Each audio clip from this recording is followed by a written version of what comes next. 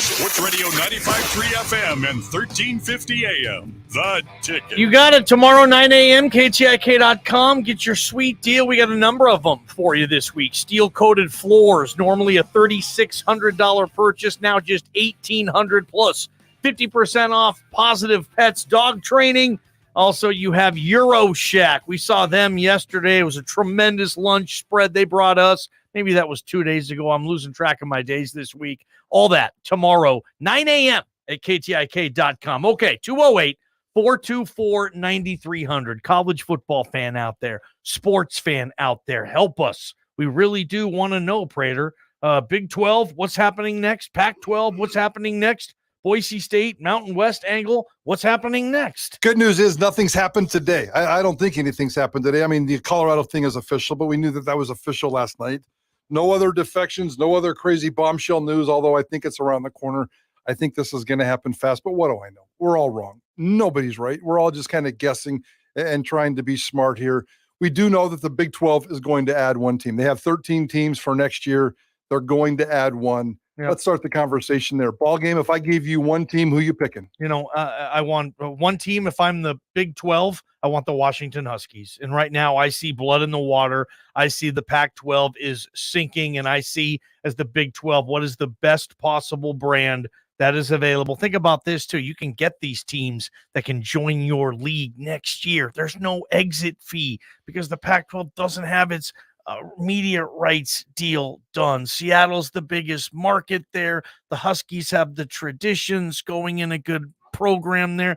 I would go for the Washington Huskies if I'm the Big 12. I wouldn't stop at anything. Heck, I might call some ACC schools and say, hey, you see what we're doing over here? You see Colorado signing up? We can offer this and that. And hey, this is going to be a multiple bid league when it comes to the CFP 12. And I'll just call it that right now. This new 12-team tournament, that is going to be a discussion in sports radio, in college football moving forward. How many teams your league can get into that dance? And I think if I'm the Big 12 commission, 2, maybe even 3 on a great year, and I can solidify myself as you get everything. You get all the boxes checked in the new Johnny Ballgame Big 12 here. We're going to have a little bit of everything, and you can win a national championship in this year. I guess to answer your question, Prater, I'm going the biggest program I can find, the Washington Huskies. Yeah, you're just being typical Johnny Ballgame here. So much hype and so much excitement. Come on, are you really thinking the Big 12 is that good of a conference? Look at them next year. They're not a multiple bid league. I think that they're one at best. Colorado doesn't make them any better. As a matter of fact, Colorado makes them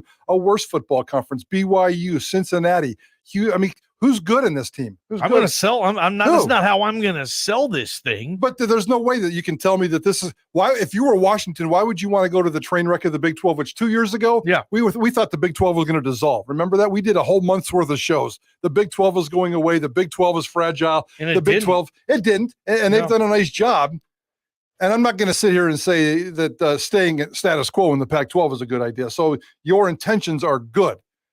I don't think the Big 12 football conference, to sit here and say that they're going to be 2 and 3 teams, no, it's a terrible football conference. I can't sit here and say if I'm Washington, I'm going to say, nah, you guys aren't good enough at football for us to go with what's going on. If the ultimate goal is to get to the CFP, you stay in the Pac-12 and you dominate it for the next, because they're going to get decent money. The Pac-12 is still going to get $25 to $30 million. That's what I want to see. I really want to see these Pac-12 teams having that option. So then, okay. Then you're competing, and you and Oregon, because Washington's not going anywhere without Oregon.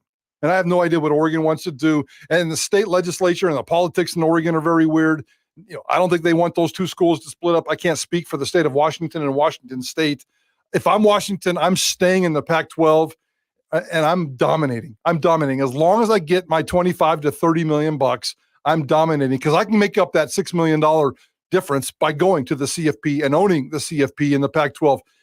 Who else is going to dominate I think Utah's had a nice run, but it's not sustainable, I don't think. Oregon is always sustainable. Washington is always going to be sustainable. So if they took Washington and Oregon and let's say Utah and turned that into a 16-team league, then it would be good.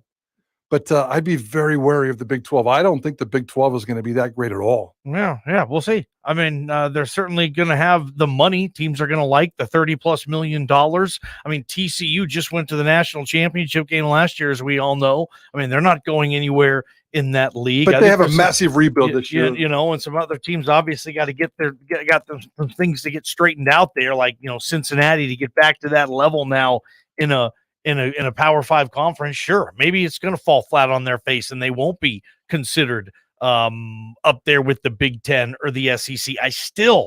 I don't know what's coming next from the Pac-12. I mean, I'm just saying, you asked me what I'm doing if I'm the Big 12.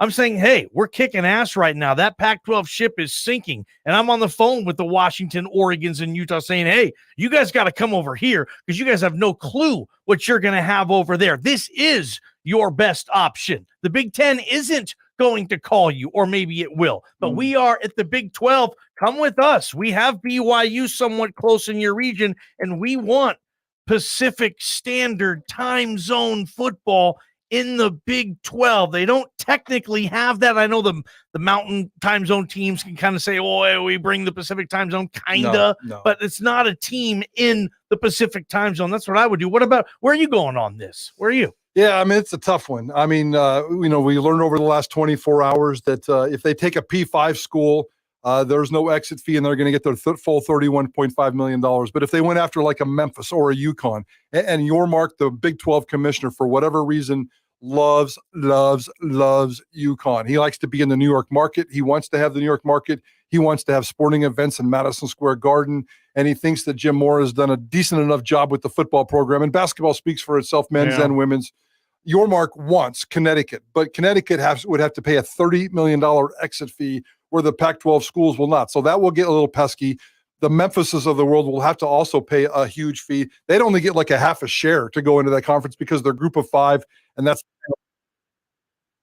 like, you bring a group of 5 in here, you're going to get half the money. So that's the battle that the Big 12 has right now in terms of where do they go? Do they raid the Pac-12? Do they go to UConn, which really isn't going to make much of a difference? Yeah. Do they just get one school or do they just get 3?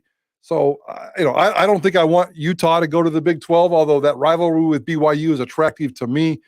That doesn't get them the Pacific Time Zone spot that they want. So I'm not sure exactly what the Big 12 is going to do. The Pac-12 is meeting as we speak, the presidents, the chancellors, and that's who I'm blaming. Everybody on Twitter is blaming Kleofkoff and Larry Scott, the commissioners. Those guys are just mouthpieces for the chancellors and the presidents in the Pac-12 who have just become the laziest, chillest, just bow tie wearing, vacationing, beach going people that I've ever seen. They have no sense of urgency. Yeah. They don't really care. They think that they're a bunch of academic elitists, and they're getting their ass stomped on a daily basis by athletics, by smart, powerful, bold men like Brett Yormark, who's going out there and just dominating. So I don't know. The Pac-12 is definitely a mess. You and I are lovers of the Pac-12, and we worry about it. It will never be the same.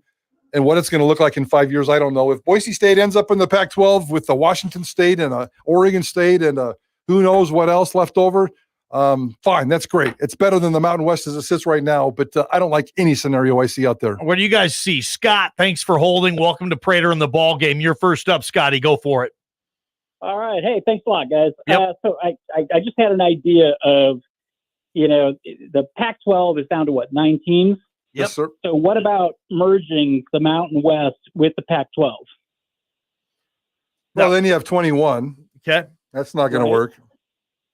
Well, you could whittle off a few of the lower teams and still wind up with a pretty good conference then. Yeah, I don't think you can just whittle off 6 lower teams. I just don't think you can go there. I mean, is it in the bylaws where you can tell 6 teams to go fly a kite? Probably, but no. I don't see that's going to happen. That makes sense that makes sense in a unicorn world. I would like to see, 4 or 5 Pac-12 teams and maybe 5 or 6 or whatever the number of the Mountain West teams, some of those stronger teams, and put those suckers together. But Cal and Stanford, they're not going to join the Mountain West. They'd rather go to the Ivy League or the FCS than to compete with Colorado State. They're stuffy and elitist over there. So that's not going to happen. So I don't know what kind of options they have. Well, the Pac-12, that chapter in this saga might be the most intriguing because Yeah, they're not going back to the Pac-8 days that you guys, a lot of people grew up listening. Remember when it was the Pac-8? They're going to add a team. They have to get back to 10, and maybe why stop there if they can pull something else off? But I don't think the presidents are going to allow this to happen. I think they're almost reluctantly going to add San Diego State now. I think if you're San Diego State, you're thinking, okay, I think we're back on track to get into a watered down Pac-12, but not that much more. I mean, if you're crying because you're losing Colorado's athletic departments, you shouldn't be. I just think it's just a further indication that the ship is in fact sinking, that Colorado would bail like that. But you're talking a team that's won, I think, 3 league games in the last 2 years. They haven't done squat in basketball lately, too. They've been okay in basketball. Let me step that back. But I just don't know what's next for the league, Prater. Yeah, no, I agree. And I think they're probably feeling the same way right now. Man, it's just weird. There's all kinds of speculation, and there's really no real answers.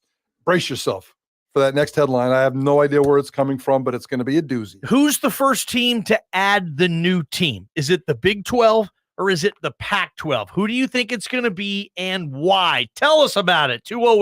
208-424-9300 on our Cloverdale Plumbing text line. Let's step on these damn soapboxes, Prater. I got a lot to say. Prater in the ballgame. Idaho Sports Talk, KTIK, The Ticket. This is Idaho Sports Talk with Prater in the ballgame.